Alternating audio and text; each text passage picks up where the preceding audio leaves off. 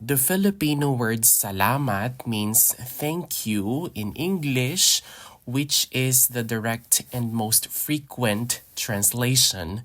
It expresses gratitude for something received, whether it's a gift, a favor, or simply kindness.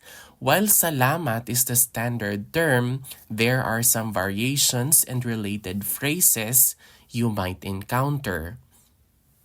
Here are some definitions or examples. So sometimes you might hear salamat gid, that means thank you very much. So the gid there is an intensifier. So it intensifies the gratitude, or it kind of translates to really in English. Madamo gid nga salamat, that means thank you very very much. So madamo means many. So madamo gid nga salamat. Salamat sa imo means thank you to you, which is singular. Imo is you. So salamat sa imo, and then salamat sa inyo is thank you to you. Plural, inyo is like plural, like to all of you. So salamat sa inyo. Let us have the following example sentences. Salamat sa bulig mo. That means thank you for the help. Or you can just say salamat sa bulig. Or you can say salamat sa bulig mo. Thank you for your help. Salamat sa bulig ninyo. Thank you very much for your help, like plural. Salamat gid sa regalo. Thank you very much for the gift. So a regalo is a gift. Salamat gid sa regalo. Madamo gid nga salamat sa tanan. Thank you very very much for everything. Tanan is everything. So madamo gid nga salamat sa tanan. Salamat sa pag-abot. That means thank you for joining or thank you for coming. Thank you for arriving. Pag-abot. Salamat sa pag-abot. Salamat sa pagkaon. Thank you for the food or thank you for the meal. A pagkaon is a food. Salamat sa pagkaon. Salamat sa imo nga pag-upod sa akon. Thank you for joining me. Pag-upod is like to join or to accompany. So salamat sa imo nga pag-upod sa akon. Imo is you and then akon is like me. Salamat sa imo nga pag-upod sa akon. Salamat sa inyo tanan nga pagtambong. Salamat sa inyo tanan nga pagtambong. Thank you all for attending. Thank you everyone for attending. Salamat sa inyo tanan nga pagtambong. Salamat sa imo nga suporta. Suporta is support. So salamat sa imo nga suporta is thank you for your support.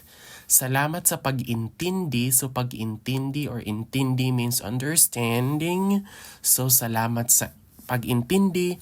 That means thank you for understanding. Salamat sa imo pag-intindi. Thank you for your understanding.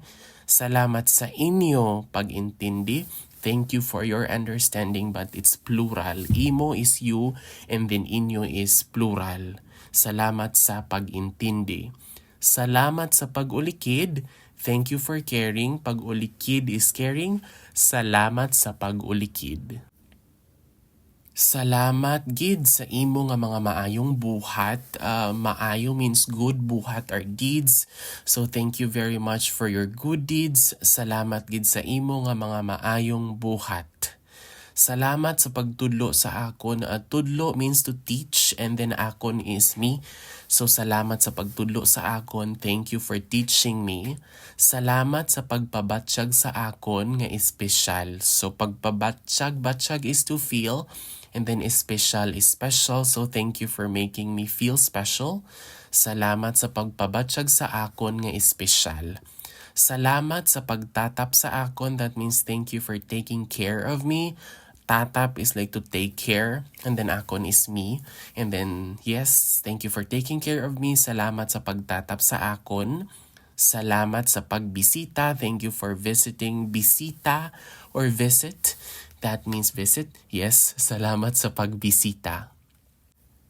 Salamat sa pag-istorya sa akon. Istorya means to talk. And then yes, salamat sa pag-istorya sa akon. Thank you for talking to me. Salamat sa pagpamati sa akon. Thank you for listening to me. Pamati means to listen. So salamat sa pagpamati sa akon. Salamat sa paghatag sa akon sini. Hatag means like to give, and then sini is this, akon is to me. So salamat sa paghatag sa akon sini. Thank you for giving me this, or thank you for giving this to me. Salamat sa pag-amlig sa akon. Thank you for watching over me or for protecting me or like for supporting me in a way. So salamat sa pag-amlig sa akon. Salamat kag kabay pa nga magkita ay kitaliwat. So thank you and hopefully we'll see each other again. Kabay pa, that means hopefully. Kita means to see. And then kita is both of us, liwat is again. So salamat kag kabay pa nga magkita ay kitaliwat.